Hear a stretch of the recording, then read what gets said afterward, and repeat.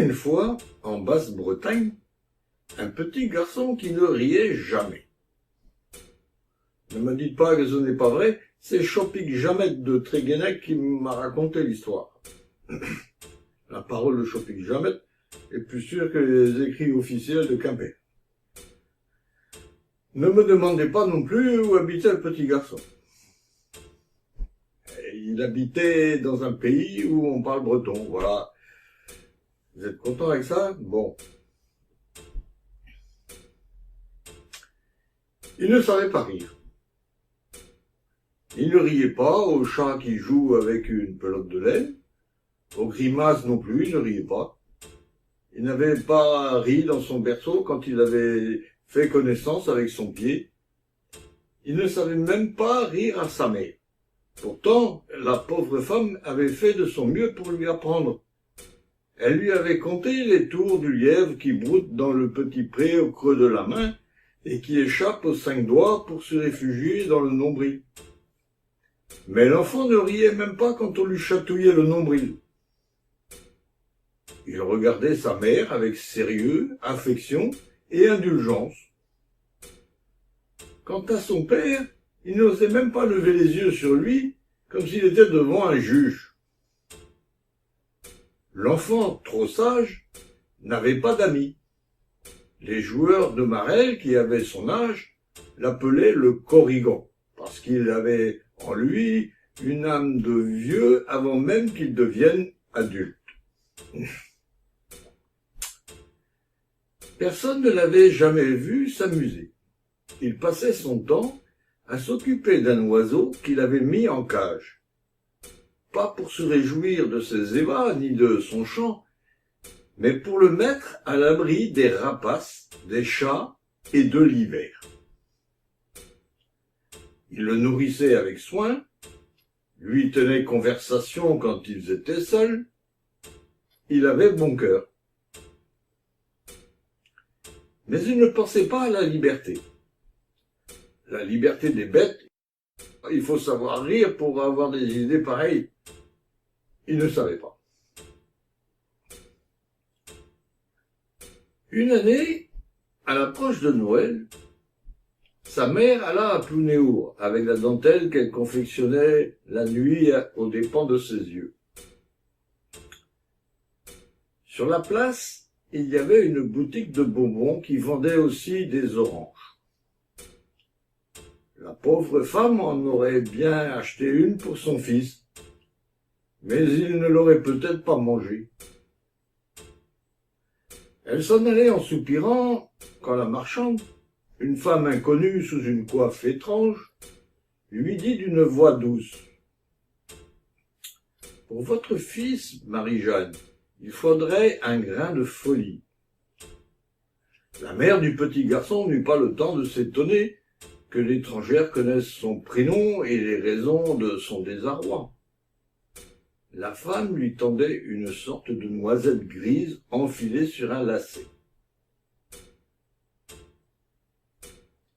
Vous la lui mettrez au cou, sous sa chemise, et qu'il la garde 7 ans. » La mère prit l'objet, et le temps de fouiller dans sa jupe pour sortir sa bourse, quand elle leva les yeux, il n'y avait plus rien devant elle que la pierre du pilori qui s'y trouve toujours. Vous et moi, nous aurions ouvert la bouche bée d'étonnement.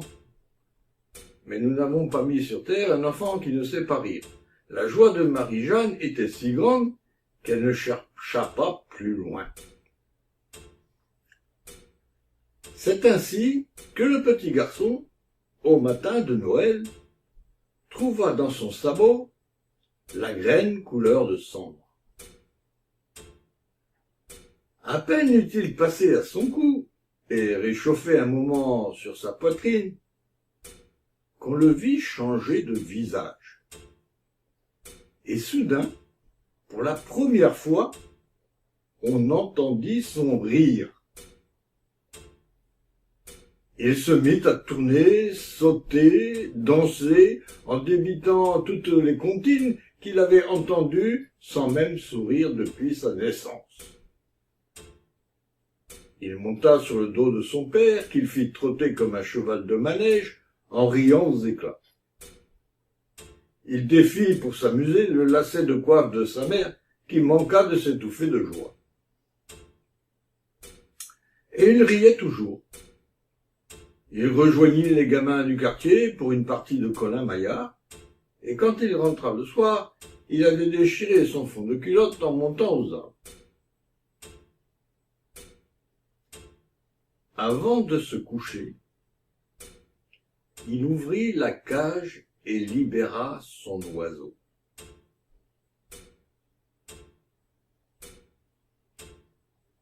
Le lendemain, quand il se réveilla, le nouveau luron engloutit son petit déjeuner et sortit pour courir l'aventure. Dehors, la neige s'était mise à tomber. En traversant le verger, il trouva son oiseau tout raidi de froid sur une branche. L'enfant avait bien changé depuis la veille, mais il était resté bon, la graine n'y changeait rien. Il déboutonna sa chemise et mit l'oiseau contre sa peau pour le dégourdir. La petite bête revint à la vie, et comme elle avait faim, elle dévora la graine couleur de sang qui était à portée de son bec. Puis elle s'envola. L'enfant sentait retomber sur ses épaules le poids de la sagesse. Il rentra chez lui et méditait devant la cage quand l'oiseau revint de lui-même dans sa cage et n'en sortit plus. La graine avait fait de l'oiseau un vieux sage. La folie des hommes, c'est la sagesse des oiseaux.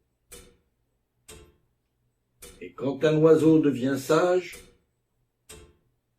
il ne veut plus de sa liberté.